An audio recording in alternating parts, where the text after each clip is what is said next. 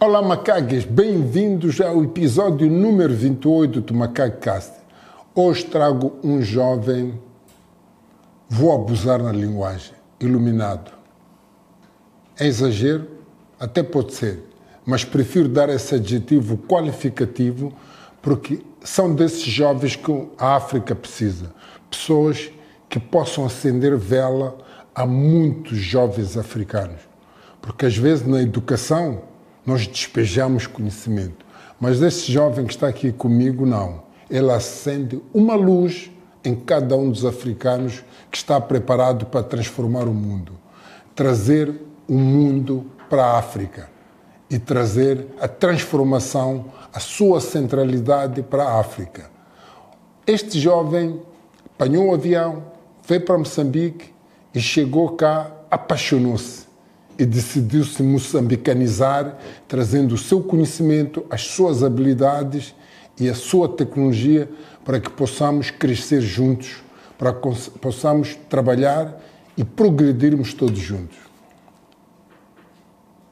Vou fazer a apresentação? Acho que não. Ele vai se apresentar dizendo quem ele é, o que é que ele faz, principalmente começando por uma questão simples. A sua identificação familiar, de onde é que ele vem, onde é que ele nasceu, quem são os seus pais, onde é que ele estudou. O jovem chama-se Carlos Daniel, CEO e fundador da Statement, a dona da plataforma prodigiosa da África de rede social, que vai transformar e mudar a centralidade tecnológica para a África, do mundo para a África. Carlos Daniel, muito obrigado aqui, cara. Prazer, Daniel. Muito obrigado pelo convite. Para mim é um prazer estar aqui e pronto, acho que eu vou começar falando um bocadinho sobre mim, não é? Carlos Daniel é o meu nome. Eu sou engenheiro, sou licenciado em engenharia mecânica. Carlos, vamos começar. A engenharia é um adjetivo de acordo com a tua formação. Sim. Mas Carlos nasceu numa família. Exato. Vamos honrar os teus familiares. Eu tenho origens humildes em Angola, sou natural de Luanda. Meu pai também tem background em tecnologia, em computação. Minha mãe sempre foi muito menos voltada para aquilo que é a condição, de educação formal. Então, nós crescemos, eu cresci com meu irmão, somos dois, cresci numa casa modesta, viemos de um dos bairros, da cidade capital, e eu sempre crescia meio de sonhos. Minha vida foi toda feita de sonhos, sonhos dos meus pais, sonho do meu pai, sonho meu, sonho do meu irmão, e nós crescemos num ambiente onde os sonhos eram cultivados. Meu pai, eu acho que algumas das principais lições que eu aprendi, até mesmo sobre empreendedorismo, vieram do meu pai, sobre visão do que se pretende fazer na vida, sobre perseverança, sobre resiliência, vieram do meu pai. Eu sou um daqueles jovens que... Qual foi a formação do seu pai? Meu pai fez licenciatura em computação, em engenharia como é que nós dizemos em português? Computer Science. Ciência de computação. Ciência de computação, exato. Informática, nós falamos informática. Meu pai fez licenciatura em informática. E eu digo que eu sou muito afortunado, porque eu tenho um pai que estudou enquanto eu crescia. Então, grande parte do meu exemplo eu não tirei da rua. Foi um pai que dizia, olha, tu tens de fazer de tudo pelos estudos. E às 4 da manhã você acordava para ir à casa de banho e encontrava ele sentado a estudar, porque tinha que ir para a faculdade, tinha que ir para a universidade. Então, os meus exemplos sempre foram muito palpáveis, eu sempre tive a quem puxar. E hoje, já na idade adulta, formei-me também em engenharia, não há surpresa disso, acredito, mas a minha engenharia foi um bocadinho mais pesada, fui para as engenharias mecânicas. Estudei na Índia, formei-me numa universidade indiana, chamamos de JNTU, e pronto, após a minha formação tive algumas oportunidades que me foram apresentadas, mas decidi, sinceramente até hoje não consigo perceber quais foram as principais motivações que me fizeram voltar para Angola. Confesso, não foi necessariamente o que as pessoas chamariam de patriotismo, mas eu acho que, de certa forma, o meu cérebro deu um basta, disse, não, eu tenho que construir alguma coisa, e o melhor ambiente para eu construir é exatamente no ambiente em que eu nasci e domino. Em que ano é que terminou a formação? Né? 2019. 2019. No princípio de 2019. Princípio da Covid também. Exatamente. Um ano antes da Covid. Tanto é que a Covid representou uma fase muito importante da minha vida, porque foi a Covid que me deu a condição para desistir do emprego formal. Eu chego em Angola, ingresso no setor petrolífero, passo por 2 multinacionais e já o Covid começou a transformar-se em notícia em dezembro de 2019, depois, quando chega aquele período, março de 2020, o Covid já é o tema principal. Então, aquele período todo, por estar a trabalhar no setor petrolífero, nós fomos de longe os mais impactados, os profissionais mais impactados na altura, porque estávamos todos a depender do preço do barril de petróleo. E eu cheguei à realização que eu não queria que a minha vida dependesse desse tipo de oscilações, desse tipo de previsões. Então, pronto, a empresa estava na altura a fazer redução de pessoal, redução voluntária, inclusive, e eu decidi, why not? Larguei o setor petrolífero e eu disse, agora está na hora de construir algo mais corporativo. Eu já vinha de um background de empreendedorismo há muito tempo. Eu comecei a empreender com 10 anos de idade. O que fazia com 10 anos de idade? O meu pai, na altura, estudava na Universidade Católica. Ele tem um livro de Paul Samuelson, Economia 19, acho que era isso. E foi a minha primeira introdução ao conceito de economia, ao conceito como é que é? Monopólios. Lá tem uma parte que ele fala sobre monopólios. Eu nunca esqueci essa lição. E ele ensinava sobre monopólios serem muito sobre posicionamento. Como é que você se posiciona? Você vira o ecossistema e depois domina tudo que está dentro dele, porque naturalmente você é o ecossistema. E eu sempre fui um bom estudante. Sempre fui um bom aluno. Era sempre a opção número 1 dos professores para ser o delegado da sala, o controlador da turma. Isso vinha com alguns benefícios. Por exemplo, os professores, para distribuir materiais, tinham de passar por si. Então era o primeiro beneficiário. O primeiro beneficiário. Então o que eu fazia? Pegava no material, monopolizava aquilo, não dava acesso a ninguém, deixava ao último instante, ia fazer as fotocópias no sítio mais barato da cidade e depois, quando chegasse o momento das provas, o momento da cobrança, eu era a única pessoa em sala de aula com material para distribuir. Então, o teu monopólio era o controle do acesso ao material. Controle do acesso ao material. Olha, foi uma experiência e tanto, claro que gerou problemas. É uma comparação um pouco exagerada com o livro de Samuelson. Mas o livro de Samuelson, para mim, entra numa perspectiva muito... Eu digo, eu sou engenheiro, mas eu sou economista de coração. Porque eu estudei engenharia, mas parte do meu tempo era dedicada aos assuntos econômicos e de negócios. Eu li muito, estudei muito sobre negócio. E Paul Samuelson foi essa porta. Foi um livro tão bem escrito. Para um miúdo, eu na altura estava a fazer a 5ª classe, 6ª classe. E mesmo assim conseguia perceber conceitos que de outro modo seriam quase que difíceis, como elasticidade, demanda e monopólios.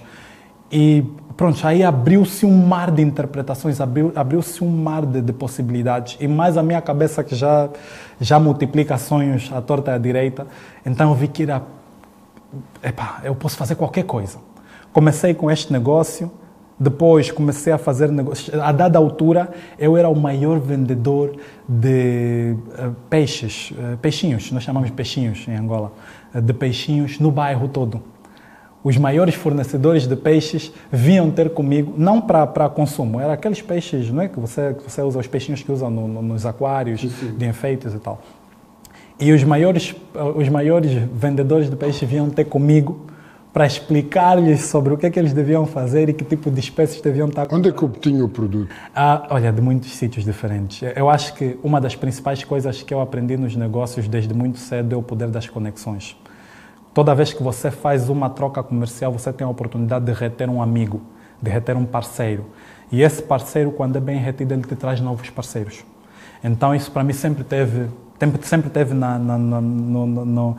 nas nuances do que eu fazia. Então, a dado momento, eu conhecia todos e todos me conheciam. Então, era a troca de espécies. A primeira pessoa a quem batem a porta para mostrar uma raridade é você. É o poder do networking. Exato. Criou uma rede. E eu era criança, estou a falar de um período... Agregava valor a essa gente. Eu tinha 12, 13 anos de idade. Tinha 12, 13 anos de idade. Então, depois dali, os negócios foram evoluindo para coisas mais complexas. Na altura, também culminou com a entrada do OLX em Angola, um portal de vendas. Sim. E o que eu fazia? Entrava nos mercados informais em Angola, comprava materiais que não se encontravam facilmente nas grandes superfícies e revendia via OLX. Eu fiz isso por quase 3 anos. E ao fim do 3º ano, quando eu estava aí nos 15, 16 anos, recordo-me que um dos meus clientes foi o diretor de um colégio na cidade em Luanda. Quando eu fui ter com aquele indivíduo, eu fiz-lhe o preço real de compra, sem nenhum lucro. Em troca, ele alugava-me o colégio todo aos fins de semana. Alugar o colégio para quê? Para que eu pudesse dar formações. Nós chamávamos de explicações. Explicação. Exato, Aqui explicações. Explicações. É uma formação informal. Uma formação informal. Sim. De repente, eu vi-me com um colégio inteiro à minha disposição, acho que eram umas 20, 30 salas, e existiam vários programas a acontecer no país. Por exemplo, tínhamos a Sonangol, que é a maior empresa petrolífera nacional no país. Elas estavam a conduzir um programa de bolsas, de 600 bolsas de estudos, onde uma das fases, a primeira fase era logo um teste psicotécnico. E eu era fera em teste psicotécnico. Então, espera. O Carlos dava explicações como preparação das pessoas para conseguirem ter acesso ou à bolsa ou a fazer algum exame. Exatamente. Inclusive acesso à universidade. Eu nem era aluno universitário, mas eu havia contratado alunos universitários de anos mais avançados para serem formadores de programas de preparação para a universidade. Então, o que acontecia? Contratava professores... Exato. Para criar um processo de preparação de alunos para a formação universitária e para acesso às vagas nas grandes empresas. Exato.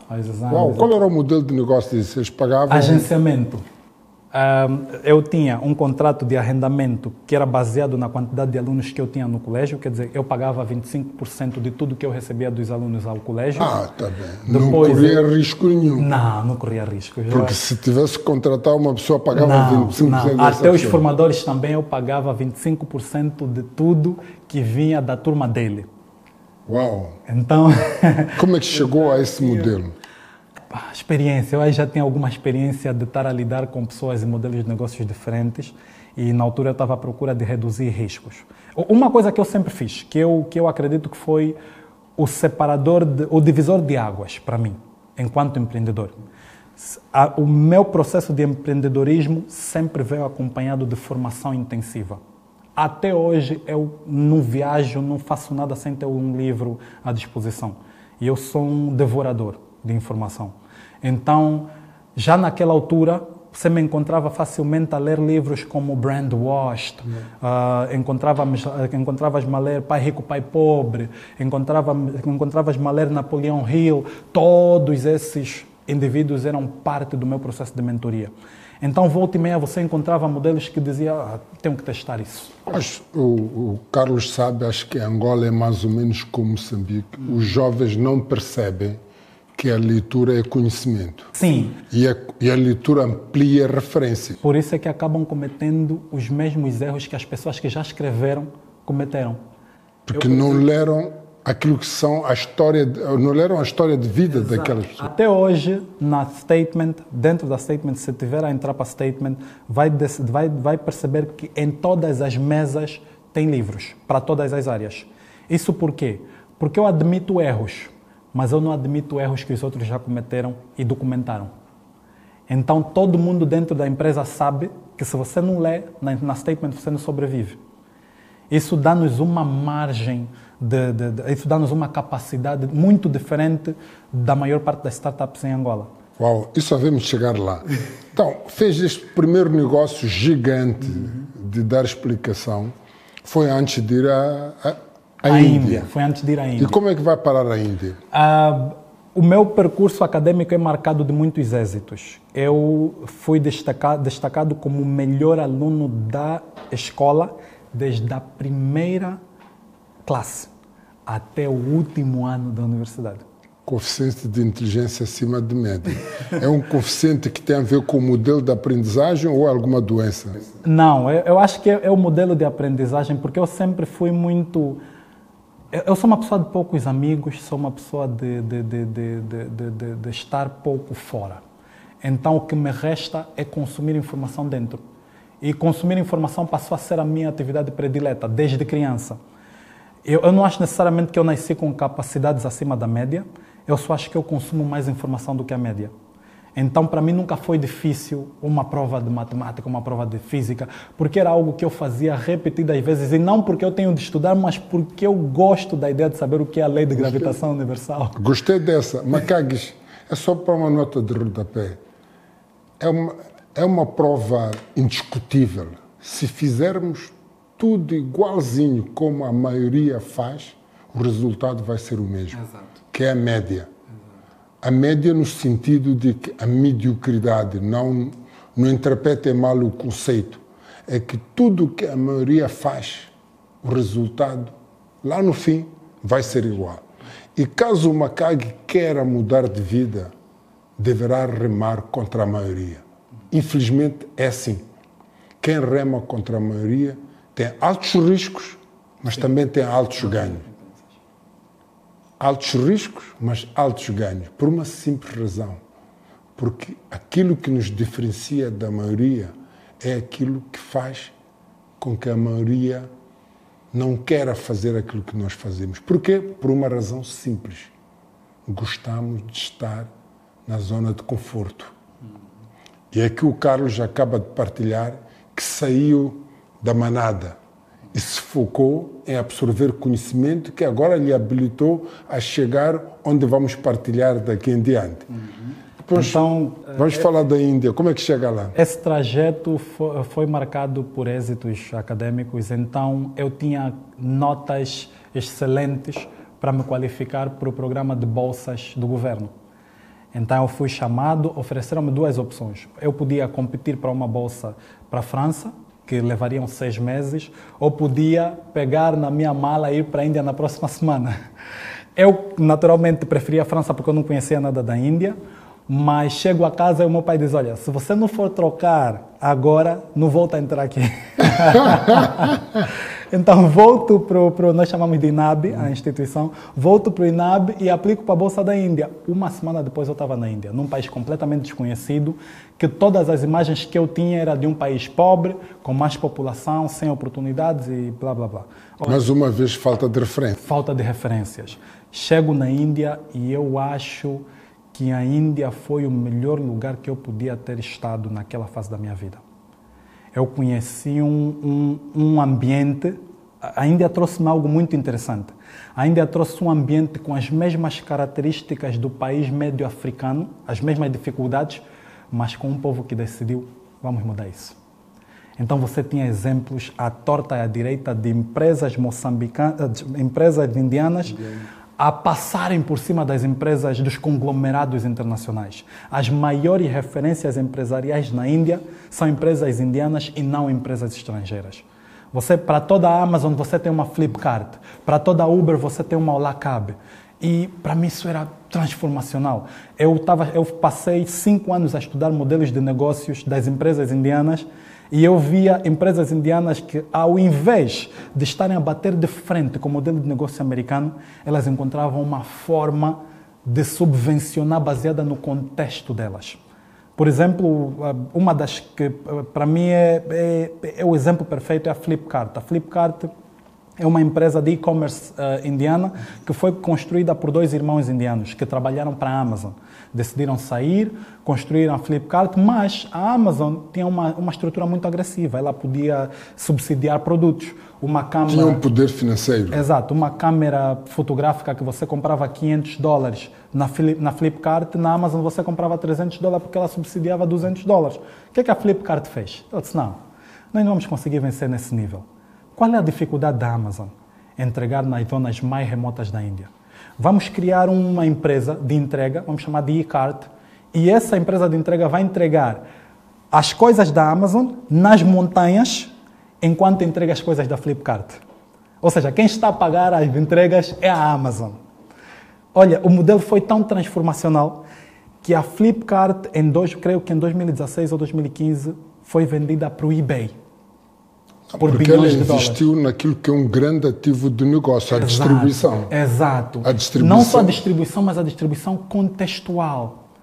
A Flipkart sabia que a Amazon não conseguia resolver os problemas da Índia porque não foi necessariamente feita com uma matriz indiana. Foi um modelo adotado dos Estados Unidos que podia funcionar para uma boa parte dos indianos, mas não funcionava para a maioria dos indianos. E eles foram resolver essa lacuna. Analisaram a cultura local, a situação atual. Que a Índia é complexa, eu já estive lá. A Índia é muito complexa. Muito complexa. Quem não conhece, mas é um mercado inimaginável. Estamos a falar de 1 bilhão de pessoas. Exato. Então, eu formei-me neste cenário. Formei-me num cenário em que eu estava a estudar engenharia mecânica, mas todos os santos dias eu estudava negócio, estudava economia, estudava o contexto. O indiano é muito rápido. Ele diz, olha, nós vamos construir isso. Dentro de 2 semanas você tem um protótipo. Eu me pergunto, uau, isso é possível? Porque eu venho de um país onde se diz, olha, dentro de algum tempo nós vamos ter uma plataforma que faz isso. Fazem daqui e a 5 anos. É igual aqui. É igual aqui. Passam 5 anos e você fica, meu Deus, o que aconteceu neste meio tempo que fez com que um projeto que podia ser tirado em 3 meses é tirado em 5 anos. Você começa a perceber as ineficiências. Vamos fazer o seguinte, vamos gravar vamos fazer a pausa deste trecho, deste momento, para recapitular a velocidade de como é que estamos aqui sentados daqui adiante. Exato. Então, volta da Índia, vai à empresa petrolífera, não consegue, sai o e fundo decide... A Statement. O que é a Statement? A Statement é um grupo empresarial formado por pessoas muito jovens que está em várias áreas, desde formação à tecnologia, formação técnico-profissional à tecnologia. Começamos na área de consultoria de gestão, com Business Intelligence e Data Analytics. Para nossa sorte, acho que nessa questão foi muito timing. Nós entramos num momento em que os maiores provedores dos serviços que nós estávamos a prover para o mercado eram estrangeiros e estavam a sair por causa da crise econômica. Então não existiam opções. Então nós estávamos lá como a opção não só a mais barata, como a local. Então pensaram, houve uma oportunidade conjuntural que vocês aproveitaram para se posicionar. Daí as oportunidades nas crises. A Statement existe, o êxito da Statement existe exatamente por causa da crise que aconteceu no mercado angolano. A maior parte dos serviços que nós providenciávamos eram serviços que eram feitos por empresas estrangeiras, que as empresas angolanas que precisavam desse serviço tinham que pagar em dólar lá fora. De repente aparece um angolano a cobrar 10% do valor e a pagar em kwanzas. Então, sobrevivemos por aí. Mesmo a meio da crise, estávamos a conseguir pagar salários, estávamos a conseguir escalar. Hoje, nós somos uma empresa que saiu de 3 amigos para 78 pessoas, num espaço de 5, 6 anos. E como é que está estruturado? Hoje nós temos... Quais são as propostas de valor que vocês estão a levar para o mercado? Hoje nós temos a Statement Academy, que é uma academia de formação técnico-profissional corporativa, nós atendemos apenas a instituições. Temos a Statement Management Consulting. O que é que fazem na Statement Academy? É só formação corporativa. Que tipo de formação? Para todas as empresas que tenham alguma debilidade estrutural ou administrativa, nós montamos uma formação específica para a correção daquela debilidade. Especificamente o que? Imagine, por exemplo, que o Daniel tem uma empresa financeira, no ramo financeiro, e há necessidade de se implementar um novo software. Claro que no processo de implementação de novo software há um processo de gestão da mudança. Sim. temos de ter formações em torno desse software. Então, o que nós fazemos é, mesmo que esse software seja o Excel, para ser mais preciso, ao invés de estarmos a dar um curso básico de Excel, o que nós fazemos é analisar qual é o teu negócio. O teu negócio é provisão de serviços financeiros nisto. Ok. Quais são os elementos dentro do Excel que agregariam valor para o seu pessoal saber? Então, focamos nisso. Fazemos um modelo de agenciamento, onde nós trazemos, recuperei o mesmo modelo das explicações, onde nós trazemos o formador, o formador prepara o pacote com os nossos experts, preparamos o pacote e entregamos à empresa.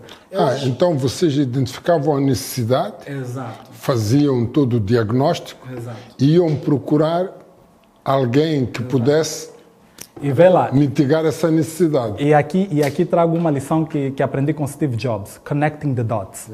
Steve Jobs diz que o espaço entre o momento em que ele tirou aquele curso de caligrafia e o momento em que a Apple aparece foi um espaço de 15 anos. Ele teve que conectar os dots. O que aconteceu? Quase 10 anos atrás eu tinha a explicação. E na explicação eu tinha aquele modelo. Então, quando eu trago o mesmo modelo de negócios para a Statement Academy, me torno provavelmente no melhor sistema de agenciamento de profissionais do país. Hoje eu trabalho com indivíduos que eles fazem tanto dinheiro com uma única formação que quando eles entram para a Statement Academy já não precisam de fazer mais nada. Então ele ganha toda vez que o valor é exponencial, não é um valor fixo. Se ele tiver 300 pessoas, ele vai ganhar com 300 pessoas. Se ele tiver 2, vai ganhar com 2. Então, isso favorece-nos porque permite que o próprio formador seja o primeiro a advogar aquele negócio. E durante os últimos 5 anos, nós formamos mais de 15 mil profissionais em Angola. E esta questão é fundamental porque um dos grandes desafios que os empreendedores têm, e isso acontece aqui no nosso país, é quando falhamos no modelo de negócio, podemos trabalhar o quanto quiser. Tudo o que quiser, não vai a lado nenhum. Não vai a lado nenhum, exato. E além dessa componente de negócio, qual é a outra componente? Temos a Statement Management Consulting, que foi o nosso primeiro negócio, consultoria de gestão. Tudo que é problema não estruturado. Eu gosto de trabalhar com desafios. Gosto da ideia de ir resolver problemas que no início eu também não sei qual é a solução.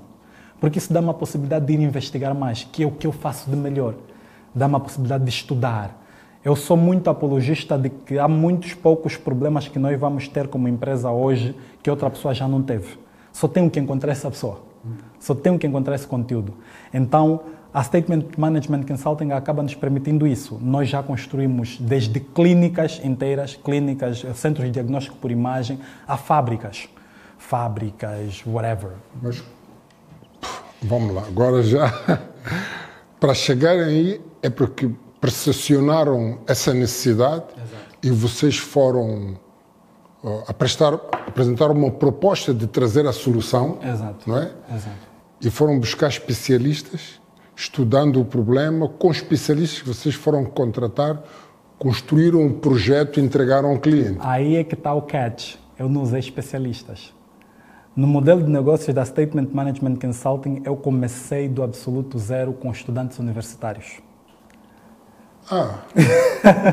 Com o risco deles não terem skin in the game. A vasta maioria dos consultores na Statement Management Consulting estão no primeiro emprego das suas vidas. Mas não tinha o risco de estar a dar uma proposta de solução a um grande empresário, aí está o de ponto. Estudantes que não tenham talvez experiência, trazendo só a questão de teoria? Aí está o ponto, Daniel. Tal como eu disse, nós não somos especiais, nós não somos os primeiros a ter determinados tipos de problemas. Existem empresas que catalogaram todo esse problema que nós estamos a discutir aqui. A McKinsey, por exemplo, é uma delas. A McKinsey é a maior empresa de consultoria de gestão do mundo. É responsável por quase 70% de todo o mercado de consultoria nos Estados Unidos da América. E a McKinsey vem de 1926. O que a McKinsey fazia? A McKinsey entrou numa fase em que o conceito de consultoria de gestão não existia. Foi um indivíduo, James Oscar McKinsey, que disse, não, temos que começar de algum lado. Foi buscar indivíduos inexperientes, sem skin in the game, mas que têm uma capacidade de pensar, de resolver problemas de outro mundo. E ele focou aí.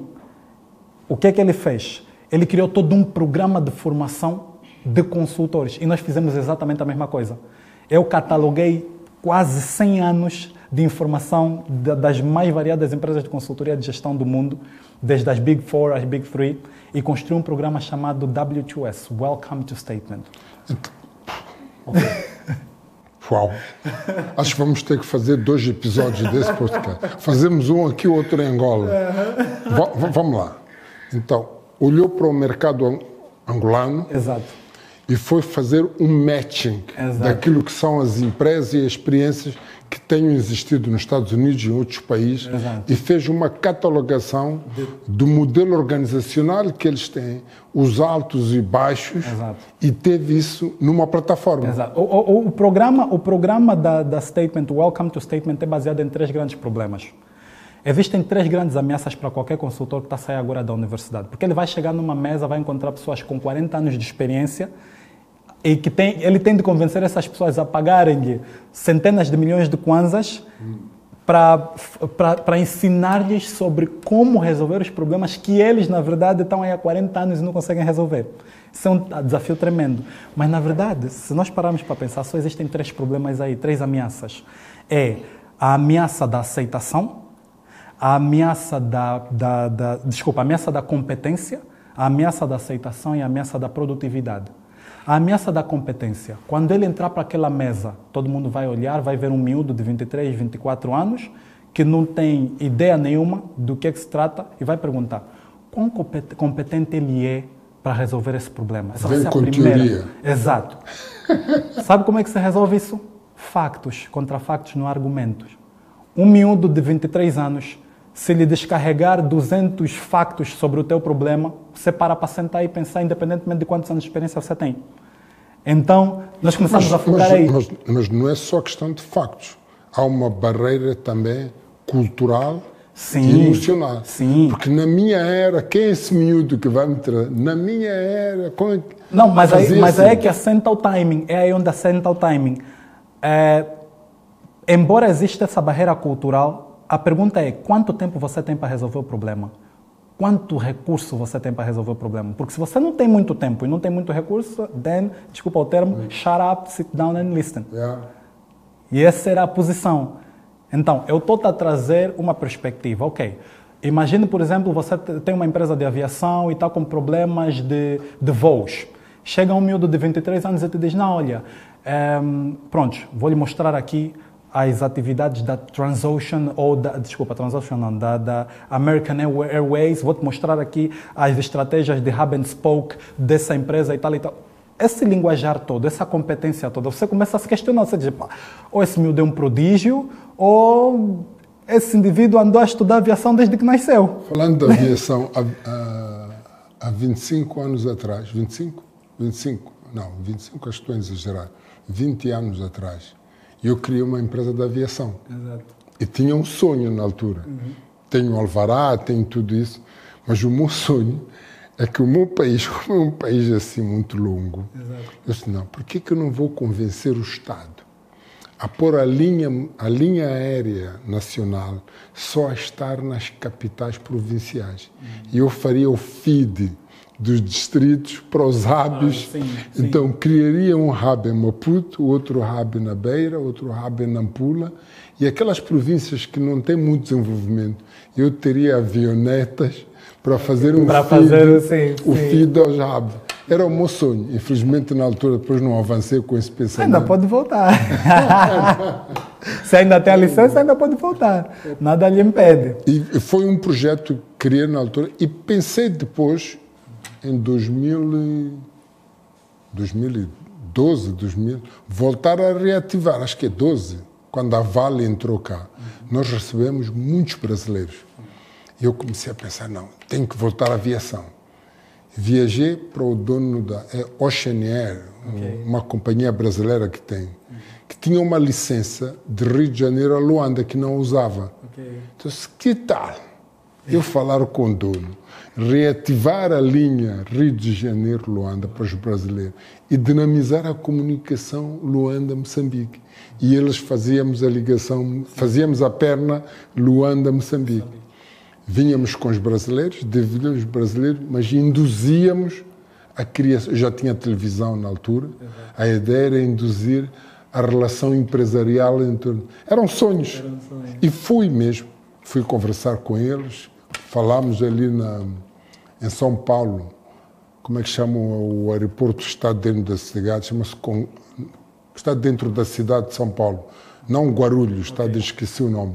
Onde houve um acidente do avião, até ultrapassou a pista. O gabinete desse senhor estava quase ali, perto do sítio onde o avião foi. E fomos lá negociar com ele. Ele disse que vamos avançar. Infelizmente, mais uma vez, terminamos o caminho. Desculpa interromper. Era só para enquadrar. Sem problema.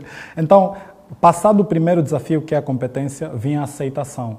Como é que... Ok, porque geralmente o processo de consultoria de gestão, a contratação é feita pelo PCA, é feita pelo ranking mais alto. Mas depois esse PCA tem que justificar a contratação desse miúdo no meio das suas equipas. Como é que você traz um miúdo que está a trazer disrupção no meio de mais velhos que não está a conseguir resolver o problema? Esse é outro grande desafio, a aceitação da equipa toda. Então, dentro do programa, nós criamos todo um conjunto de técnicas para garantir isso. Depois da... Para quebrar objeções. Para quebrar essas objeções. É para garantir que, se nós estamos a resolver problemas financeiros, o diretor financeiro que sabe que ele vai passar como incompetente, não tem essa resistência, ele faça parte da mudança. E vocês antecipavam a quebra das objeções. Exato. Antes de entrar lá. Exatamente. É como se fosse na venda, né? Exato. Se eu quiser te vender qualquer coisa, eu tenho que ter uma narrativa antes de vender. Exato. Até não é vender, porque a palavra vender, nós ajudamos a pessoa a comprar aquilo que quer. Exato. Então a pessoa compra. E esse modelo funciona tão bem que desde que nós construímos, até hoje, nós usamos o mesmo modelo e tem sido uma beleza, como dizem os brasileiros. E, por fim, o terceiro grande problema é a produtividade. Ok, passaste pela competência, és competente, aceitamos-te dentro do nosso time, mas será que você consegue resolver esse problema? Entre o input e o output, o que é que vai sair? Exatamente. Então, a produtividade também foi trabalhada. É aqui na produtividade onde o consultor mostra que é consultor e aprende, mas aprende mais rápido do que toda a gente que está na mesa. Ele é um extremo consumidor de informação, é um extremo conector de pontos. Então, enquanto o próprio cliente ainda está a analisar o que está-se a passar, ele já está a resolver, já está a dar soluções. E ele está a marcar golos pequenos. Esse é o grande problema. Chamamos quick wins. Exato. Vai dando quick wins. Exatamente. As empresas, a dado momento, querem marcar golos muito grandes. Querem vitórias muito grandes. Enquanto as pequenas vitórias também alimentam a autoestima. Então, o que nós voltamos a trazer como consultores é isso. Essas pequenas vitórias que impulsionam os tomadores de decisões a tomarem as decisões para as grandes vitórias. Uau! Ao fim, você percebe que ele só tem duas opções. Ou ele toma a decisão e temos a grande vitória no final, ou então ele não toma a decisão e ele se transforma no maior impedimento. Fica um mono e perde o jogo. Exatamente. E como é que nasce a Mirantes? Olha, a Mirantes, por causa desse processo de consultoria, nós acabamos fazendo muita consultoria em recursos humanos. E começamos também a ter muitos debates internacionais, começamos a participar de muitos debates internacionais sobre o futuro de África. E percebemos uma grande temática, um grande problema que existe em África, é a descentralização dos dados. Os governos africanos não são eficientes na tomada de decisão porque não sabem o que tomar decisão. Não tem dados para tal, não tem informação para tal. Todos os nossos dados estatísticos de Marrocos a África do Sul, Moçambique... É tudo feeling. É tudo feeling, gut feeling. Nós não sabemos quantos engenheiros nós temos, onde é que eles estão, temos os mesmos problemas. Então pensamos, ok, que tal criar uma plataforma que permitisse aos africanos conviver lá dentro, criar as suas próprias oportunidades, procurar oportunidades, monetizar as suas carreiras profissionais, mas ao mesmo tempo oferecer a oportunidade das pequenas e microempresas que representam a vasta maioria do... um marketplace onde se encontra a procura e a oferta. Exatamente. Então, criamos uma rede social profissional alicerçada a um gestor de capital humano muito forte, onde as empresas conseguem processar salário, avaliar desempenho, recrutar, selecionar, marcar férias e faltas, tudo isso. E, ao mesmo tempo, os profissionais conseguem conviver, monetizar conteúdo, é criador de conteúdo, pode colocar lá e monetizar, ganhar a sua renda extra, criar a sua própria vitrine profissional. Em que ano é que nasce a Mirante? 2022. E vocês, neste momento, acho que são os únicos, Somos os únicos, somos africanos com essa rede social a única especializada. rede social profissional Que do mistura continente quase africano. várias variantes do LinkedIn para os empregos Exatamente. e outras exatamente. redes sociais. Eu costumo dizer, nós somos um LinkedIn para africanos 10 vezes melhor do que o LinkedIn. Porque nós usamos o próprio LinkedIn como estudo de caso e mais mais de 2.500 plataformas que serviram de estudo para a construção da Mirantes. Então, nesse processo de empreendedorismo, a Mirantes explodiu. Em termos de aceitação, em termos de usabilidade, nós saímos do utilizador médio a gastar 3 minutos na plataforma em 2023 para o utilizador médio a gastar hoje 4 horas por dia. Qual é o modelo de negócio da vossa plataforma? A Mirantes tem um modelo, é uma plataforma SaaS, Software as a Service, então ela tem um pacote premium para os utilizadores. Eles podem naturalmente fazer compras independentes. Por exemplo, o Daniel, se colocar o seu conteúdo na plataforma, o utilizador médio da Mirantes pode ir para lá e comprar só o conteúdo.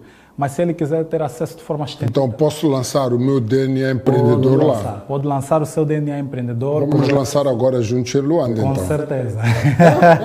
Com certeza. Então, lá, não só eu consigo monetizar o meu conteúdo, mas eu consigo ir no DNA empreendedor do Daniel e pedir comissão.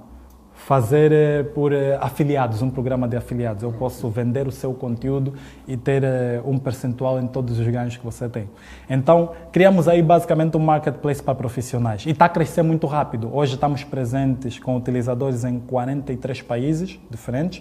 Temos 2 escritórios, um em Luanda e um no Dubai. Agora estamos a abrir o escritório em Moçambique. E estamos a expandir de uma forma muito, muito, muito vertiginosa. Eu sei que vai voar agora para Luanda de volta e tocou a palavra mágica, Moçambique. Como é que para aqui? Conheci este país? Como é que vem a Moçambique? De paraquedas. Como assim? Eu vim parar a Moçambique de paraquedas. Existe um cliente em Moçambique para a nossa área de consultoria de gestão, que eu já não sou responsável. Tenho um colega, tenho um sócio que é responsável por essa área, ele tinha de vir para cá. Então ele quase que arrastou-me, ele disse-me, olha, vamos para Moçambique. Eu disse, não vou para Moçambique, eu não conheço ninguém em Moçambique, não tenho lá nada, vamos para Moçambique.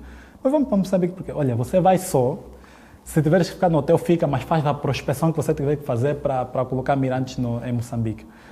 Eu disse, pá, vamos para Moçambique. Quarta-feira, coloco-me no avião, de repente estou em Moçambique, sem conhecer absolutamente ninguém. Acontece que depois tínhamos um amigo em comum que conectou-nos com o Daniel e tivemos aquela interação maluca em que eu encontro o Daniel a realizar o seu evento, ficamos das 17 à meia-noite, eu a seguir-te, estávamos a conversar sobre empreendedorismo e tal. E olha, de lá para cá tem sido uma experiência inacreditável. São 2, 3 semanas, estou em Moçambique pela 2ª vez. E já fechamos o lançamento do CodePoint. Vamos falar disso, mas eu gostava que partilhasse aqui com o Makagi como é que chega a Moçambique. Eu não tinha tempo, não vos conhecia. Obviamente, conhecer pessoas, networks e o link de dots, que é o Rui Tati que nos ligou. Exato. Eu não tinha tempo. Estava focado a organizar um grande evento que era um desafio enorme. Qual foi, essa parte para mim é importante para mim, qual foi o que te foi na alma estares a fazer uma reunião com alguém que não te escutava? Estava a parar, a checar, a limpar o chão, a arrumar as mesas, a ver o som, vamos para ali, entra no carro, não sentou contigo nem para almoçar, nem para nada. E durante, acho que foi das 17 a quase a meia-noite, uma hora da manhã, em que estávamos a rodar de evento para um evento, a preparar o simpósio e um jantar de gala. Eu digo, como empreendedores, nós somos coletores de experiências. E quanto mais experiência você coleta, melhor você se torna. Claro, se estiveres a prestar atenção. E uma das coisas que eu percebo bem sobre o empreendedorismo é que às vezes as portas vão se abrir da forma mais inusitada possível. De um jeito que você não entende, que você nem precisa de entender. E empreendedores com empreendedores é sobre visão. Não é muito sobre o produto, não é muito sobre o que está-se a fazer naquele momento, nem é sobre atenção, é sobre visão. E eu acho que isso, pelo menos a nossa primeira interação foi essa a minha ideia. Eu já tinha acesso aos teus conteúdos antes e eu sabia. Quando eu tocar no ponto, quando eu acabar de explicar a minha visão neste indivíduo, ele vai perceber que é exatamente a visão que ele tem aqui. E acho que foi a minha aposta. Foi a minha aposta. Começamos às 17, quando eram 0 horas, acho que depois você próprio percebeu, peraí, explica bem isso. Explica bem isso. E eu faço isso a minha vida toda. Eu sei bem quais são as pessoas, porque o empreendedor que faz, nota-se. Tem empreendedores que o negócio é que lhes faz, não é? Aquele empreendedor que se você lhe tirar o negócio, ele desaparece como empreendedor. O DNA do empreendedor desaparece. Nunca existiu, na verdade. Mas tem aqueles que o empreendedorismo é ele, não é o negócio. Ele pode fazer isso em qualquer negócio. É aquilo, vê lá, o Daniel deu aqui um exemplo. Tinha o sonho de aviação. Em nenhum momento o Daniel disse que tinha experiência de aviação. Nunca tive, nem sei. Tá vendo? Porque não importa. Eu tive licença de aviação e tive licença da banca. Eu acho que essa é a maior diferença entre alguém que pensa como empreendedor e alguém normal. Porque para o empreendedor não importa, eu vou chegar lá. Eu vou fazer o que eu tiver de fazer, mas a pessoa que vai estar a gerir esse negócio daqui a 2 anos é diferente da pessoa que está a fazer o pitch aqui. E mesmo na Mirantes eu não tinha nenhuma experiência de recursos humanos, não tinha nenhuma experiência de desenvolvimento de rede social, não fazia ideia nem dos custos inerentes ao desenvolvimento de uma tecnologia. Hoje eu falo com experiência, 2 anos depois. Porque eu sabia que o Carlos que estaria ali 2 anos depois seria completamente diferente do Carlos que estava fazendo. E em 20 dias esteve em Angola, conversou com um maluco aí, e que de repente, em 2 dias, assina um protocolo. Assinamos o protocolo, assinamos o acordo, e daí eu saber que tem a mesma visão que eu, porque nós dois fomos muito rápidos, tanto na tomada de decisões, porque eu acho que bons empreendedores trabalham com entusiasmo. Eu acho que a ideia da concepção, a ideia do fervor tem que ser aproveitada. O momento, o timing importa. E quando você tem algo em mãos e fica, não, vou guardar isso para pensar daqui a 2 meses, eu já tenho certeza de que não teremos negócio. Então, quando eu falei consigo e disse, e aqui foi bem estranho, falei consigo, falei sobre o CodePoint, falei sobre a Mirante, Daniel olhou para mim e disse-me, vais fazer o que no dia 28? Dia 28 do próximo mês? Não, dia 28 desse mês. Eu estava aqui dia quê? Estava aqui dia 12 ou dia 15. Dia 15, 14. 15, 14. Vai fazer o que no dia 28? Eu disse, dia 28 vou estar em Angola. Não, vem para Moçambique novamente. Vamos apresentar isso no Mostec. Mostec, como assim? Olha, vamos lançar o CodePoint Moçambique, vamos lançar a Mirantes em Moçambique. Isso tem que estar aqui urgentemente porque isso vai ajudar muita gente e muita gente pode se beneficiar disso. Eu acho que aí, quando me deu esse ultimato, eu sabia, eu tinha 2 opções. Eu podia fugir à responsabilidade ou podia encarar o desafio como as milhares de vezes que fiz no passado e aproveitar uma oportunidade que não foi dada a mais ninguém. Então eu disse, deixa lá. Fui para Angola com isso na cabeça, movi as minhas equipas todas para prepararem isso. Dia 28, anunciamos o CodePoint e a Mirante em Moçambique. Então, eu acho que empreendedorismo não requer preparo físico, requer preparo mental. Exatamente. Tem que estar sempre preparado. Eu sei que estamos com um problema de tempo porque tem que ir para o avião, mas eu gostava, nós lançamos o CodePoint. Acho que isto é um produto que vai mexer com os empreendedores moçambicanos, vai mexer com os jovens. Eu gostaria, para sistematizar, antes de terminarmos, o que é o CodePoint, para explicar aos macaques e qual é a oportunidade que eles têm agora. Estaremos em Angola no dia 21 para celebrar a primeira edição do CodePoint em Angola e mas prefiro deixá-lo fazer as novidades. Fale para os macaques, explica-lhe se quiser, podes falar para a câmara, explica aos macaques o que é isso. O CodePoint foi a nossa iniciativa de tentar replicar o modelo que nós fizemos com a Mirantes. Nós entendemos as principais debilidades de se empreender em África e uma delas é o próprio conhecimento.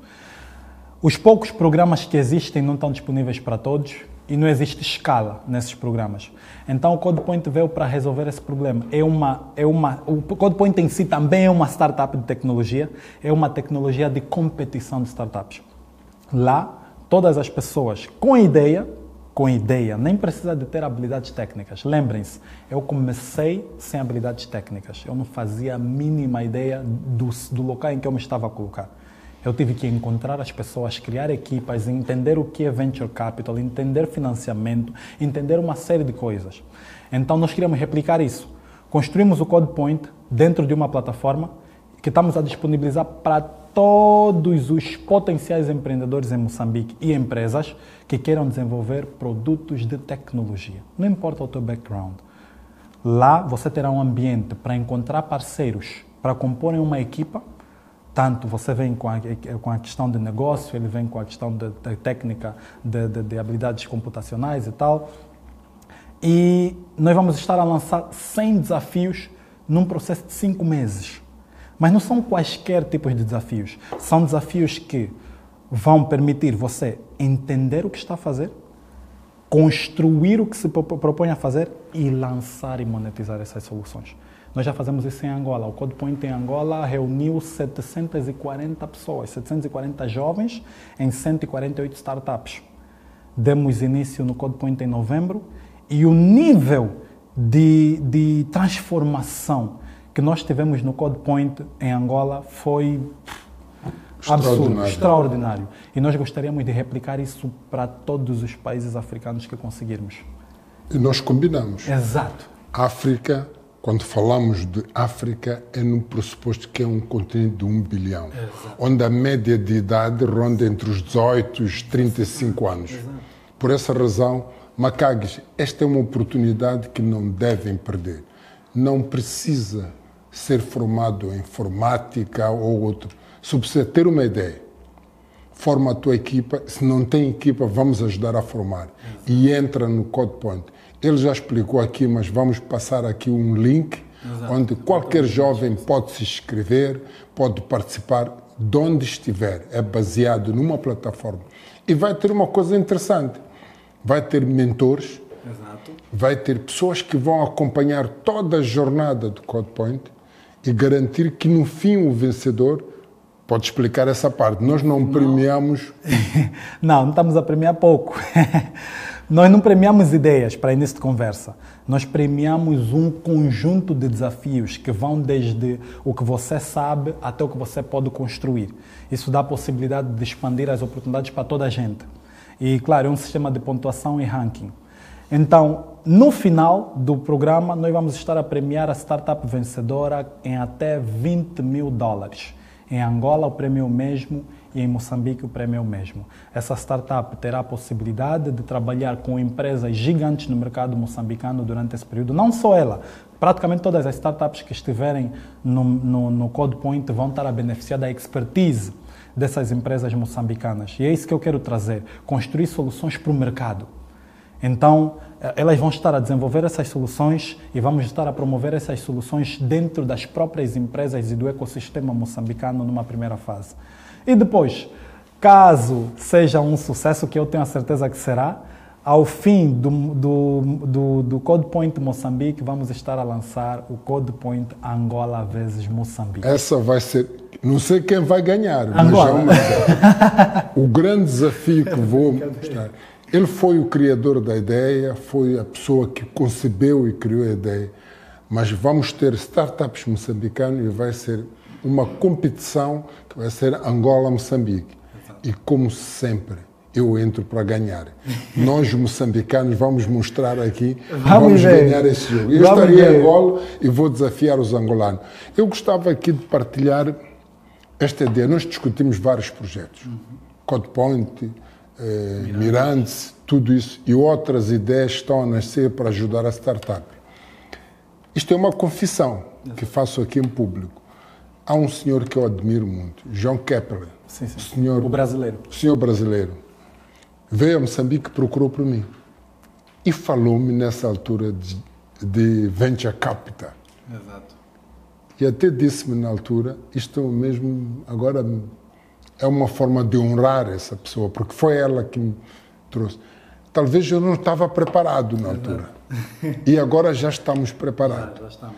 E o brasileiro, João Kepler, convidou-me, quero trabalhar contigo, criando aqui um fundo para startups. Exato. Essa é uma tremenda oportunidade. Processei a ideia, fiz, acho que eu não estava preparado.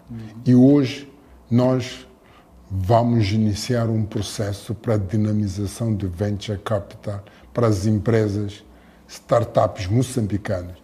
E as empresas startups, ou as pessoas que têm ideia, essa ideia não pode nascer no acaso. Tem que procurar responder uma pergunta. Que problema é que eu resolvo usando a tecnologia? Exato.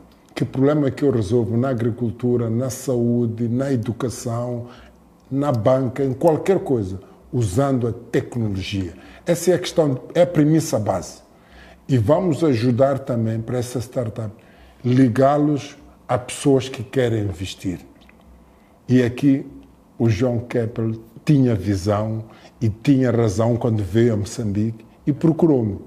Espero que agora também volte a falar comigo, porque chegou o momento para pormos em marcha esse grande projeto que me apresentou, com ele ou com os outros, mas espero que ele reconheça que chegou o momento. Outra coisa importante que tem que estar em mente dos jovens: vamos criar um ecossistema. Não precisa de se sentir só.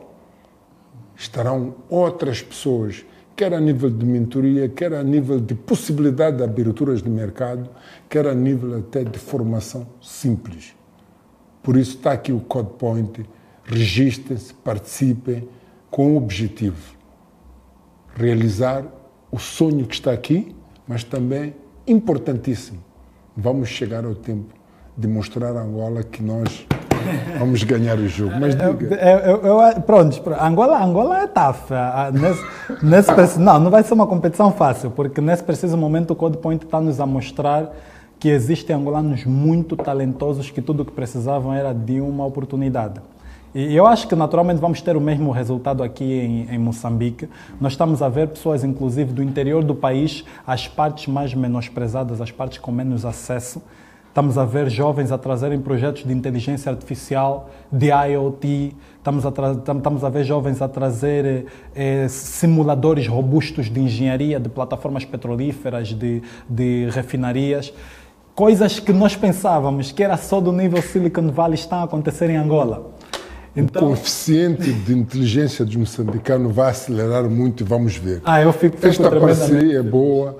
Eu vou a Angola, vamos trabalhar junto em Angola. Esteve aqui no Mostec, espero que tenha gostado. Eu amei. O que é que achou do Mostec? Não, eu amei.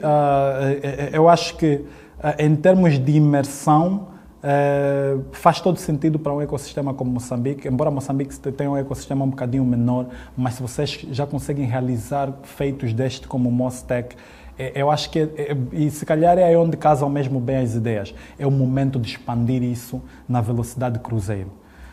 E a Mostec para mim foi muito interessante porque eu acabei vendo, nós somos povos muito parecidos. E eu acabei vendo ideias muito interessantes, excepcionais. Vi jovens ali a construírem plataformas. Eu fiquei, uau! Epá, esse camarada não faz a mínima ideia do que tem em mãos. Então... Por isso é que estás aqui, por isso é que fechamos essa parceria. Porque eu acho que essas ideias bem projetadas servem não só Moçambique, mas o continente inteiro. Juntos vamos longe. Juntos vamos longe. Uma última mensagem para os macacos aqui. Okay. Gostaria de deixar aqui aos moçambicanos e aos jovens que querem empreender. Eu acho que o Daniel simplificou uma das maiores lições que você pode ter como empreendedor. Evitar a mediocridade. É muito fácil ser medíocre em África. Nem falo só de Moçambique, não falo de Angola, em África. Em África, o maior concorrente das empresas é a mediocridade. É o atendedor, aquele indivíduo que supostamente devia tratar bem o cliente, achar que não tem de fazer nada além do que o trabalho demanda. É o programador deixar para depois resolver um bug. É o PCA deixar para depois ter uma conversa sobre liderança com a sua equipa. Estamos todos em volta a tanta mediocridade que as nossas empresas falham mesmo quando estão sozinhas no mercado.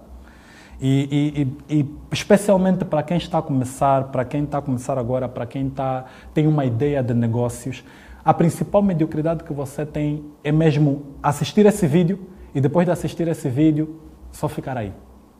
Só está ali, mais nada. Quer dizer, foi gasto 1 hora do seu tempo que nunca mais voltará e não fez nada em termos de ação. Evitar a mediocridade, ir para além daquilo que é convencional, traz resultados excepcionais a longo prazo. 1 passo por dia são 365 passos por ano. 365 passos por ano, se você olhar para trás, vai ver que o ponto de partida está muito distante. Nem importa a distância entre os passos. Exatamente. Mesmo se você colar os 2 pés. E talvez o passo até pode ser um espaço não aritmético, exponencial. Exatamente.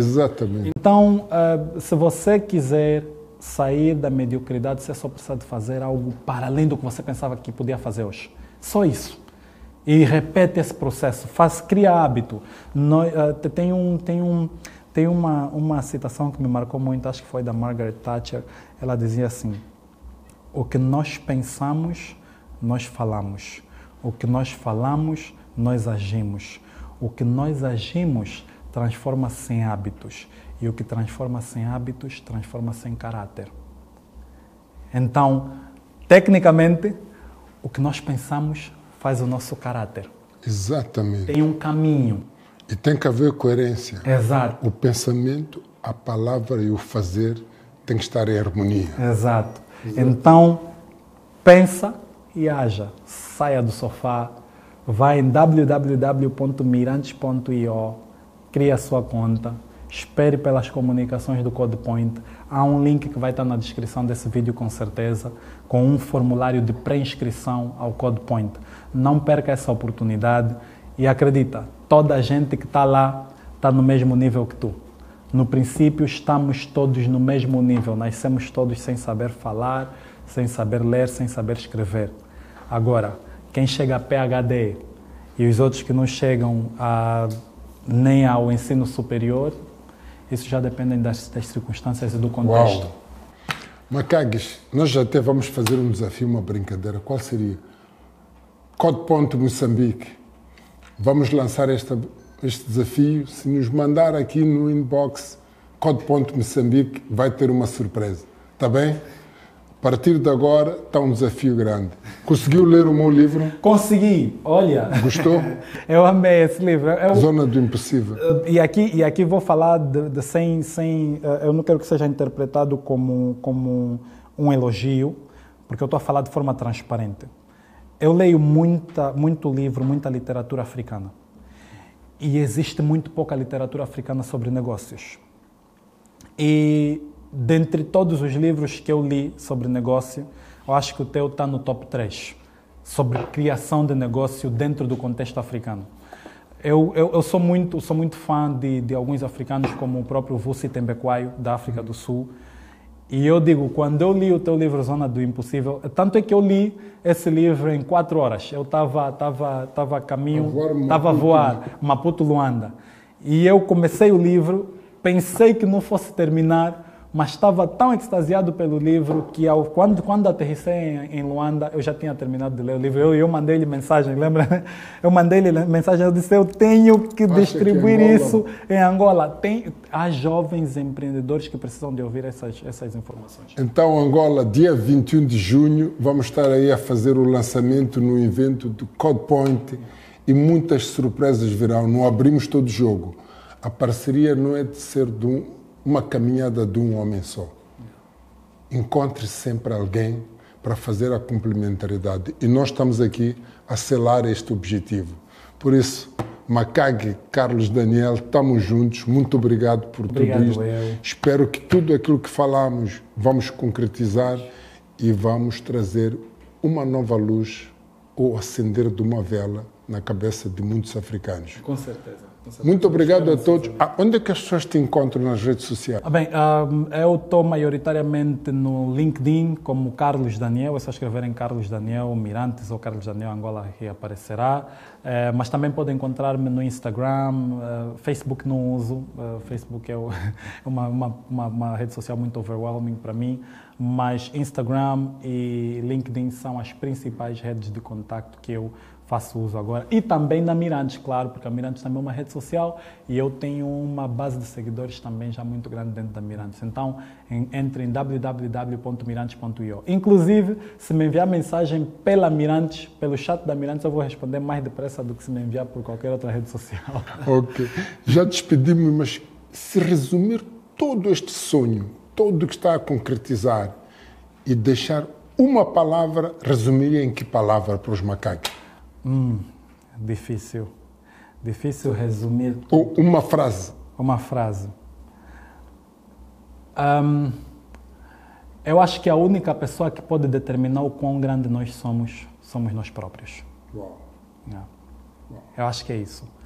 Porque esse é de longe o maior resumo que eu posso fazer da minha vida toda. É como quem diz que o maior empreendedorismo que possamos desenvolver somos nós próprios. Exato. É o maior família. empreendimento, é o maior investimento que você vai fazer. Obrigado. Macaque, tchau, tchau. Até a próxima edição do Macaque Cast. E até Angola também.